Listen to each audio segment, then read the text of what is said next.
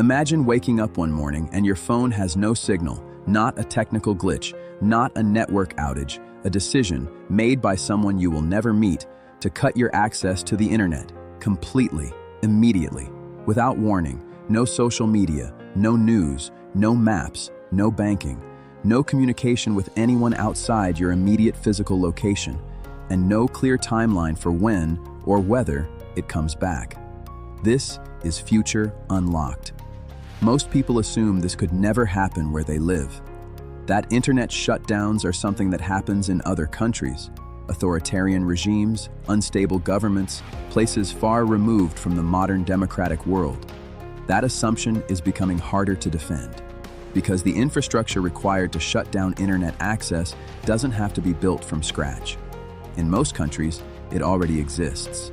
The cables, the routing systems, the choke points through which all digital traffic flows, they are owned and operated by a relatively small number of entities. And those entities operate under legal frameworks that, in most countries, give governments significant authority to intervene in moments they define as critical. The question was never whether it was technically possible. The question is under what circumstances the people who control that infrastructure decide to use it. And increasingly, that question is being answered. Internet shutdowns have been documented in dozens of countries over the past decade, not just in places with openly authoritarian governments, but in democracies, in developed economies, during moments of civil unrest, protests, elections, and crises that governments decided required information control as part of the response. The pattern is consistent. Something happens. Authorities determine that the free flow of information is making the situation harder to manage. Access gets restricted, sometimes partially, sometimes completely, and the justification is always framed around public safety, national security, or the prevention of misinformation. The framing sounds reasonable, the precedent it sets is not, because every time a shutdown happens and the world moves on, the next shutdown becomes slightly easier to justify. The threshold lowers. The circumstances that qualify as sufficient reason expand, and the population that experiences it learns, whether they articulate it or not, that their connectivity is not a right. It is a service, and services can be suspended. To understand why internet shutdowns are so consequential, you need to understand how completely the internet has been integrated into the basic infrastructure of modern life.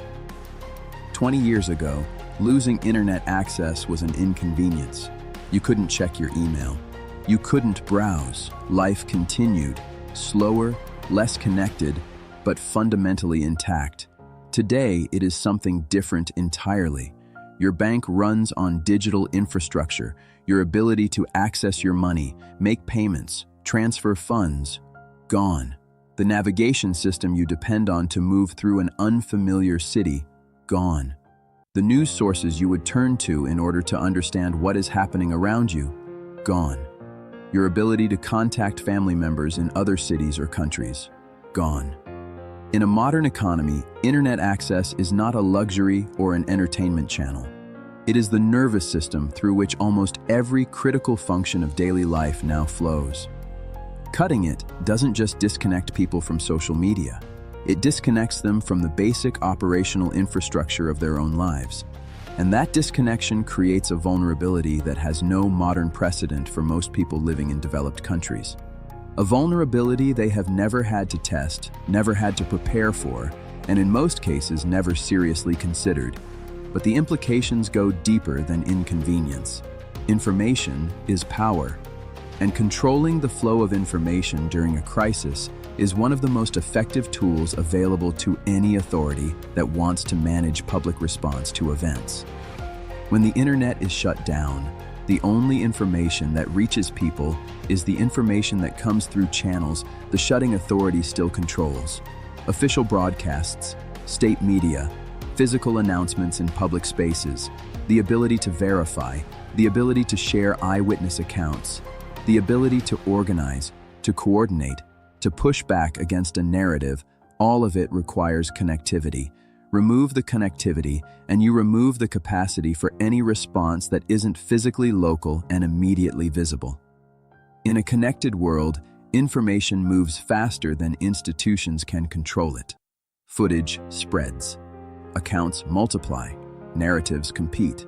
That competition, messy and imperfect as it is one of the core mechanisms through which accountability functions in modern societies. Remove the connection, and you remove the competition. What remains is the version of events that the controlling authority chooses to present. And without the internet, there is no practical way for most people to access anything else. This is not a theoretical concern. It is a documented strategy that has been used in real situations, in real countries, with real consequences for real people who believed, right up until the moment it happened, that it couldn't happen to them. Now let's make this real.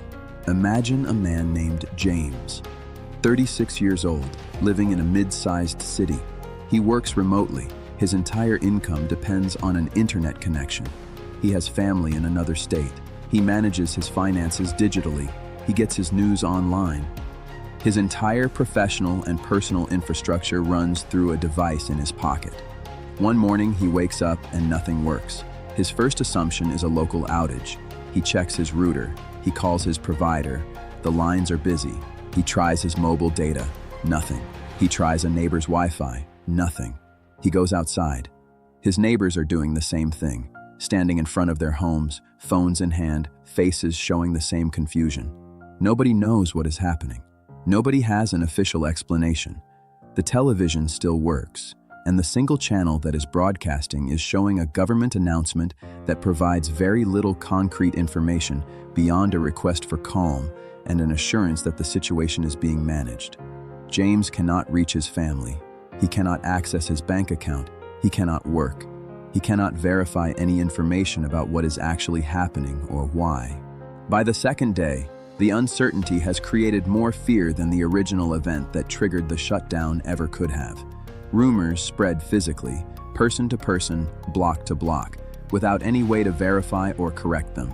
The absence of information doesn't create calm, it creates panic in slow motion. His children are home from school. His partner is trying to reach her elderly parents in another city. The corner store has run out of certain items because people are buying in uncertainty. The gas station has a line that stretches around the block. None of this was caused by the original event. All of it was caused by the disconnection. James has no plan for this. Nobody told him he needed one. The idea that his internet access could simply be switched off by a decision made somewhere above him in a system he has no visibility into never felt like something he needed to prepare for. That gap between assumption and reality is exactly where the danger lives. Now think about what this means at scale. A modern economy cannot function without internet connectivity. Supply chains depend on it. Financial systems depend on it. Healthcare coordination depends on it. Emergency services depend on it. A shutdown that lasts hours is disruptive. A shutdown that lasts days begins to have cascading consequences that extend far beyond the original reason for the shutdown. Businesses that cannot operate, transactions that cannot clear, people who cannot reach help they need. And a shutdown that lasts weeks enters territory that no modern developed economy has experienced, and for which very few institutions have genuine contingency planning. Because the assumption, built into almost every system, is that the connection will be there. The people who understand this dynamic most clearly are not the citizens. They are the institutions and governments that control the infrastructure. And that asymmetry between those who hold the switch and those who depend on the connection is one that will only grow more consequential as digital dependency deepens. There is no easy resolution to this. The internet was not designed with shutdown resistance as a core feature. It was designed for openness and connectivity, and that openness is precisely what makes it vulnerable to centralized control at the infrastructure level. What individuals can do is limited, but it starts with understanding clearly what the dependency actually looks like and what the absence of connectivity would actually mean for every dimension of daily life. Because the first step toward any kind of resilience is an accurate picture of the vulnerability. And right now, most people are operating without that picture. The future isn't coming, it's already here. If this made you think about something you've never had to think about before, consider subscribing. There's more of this ahead.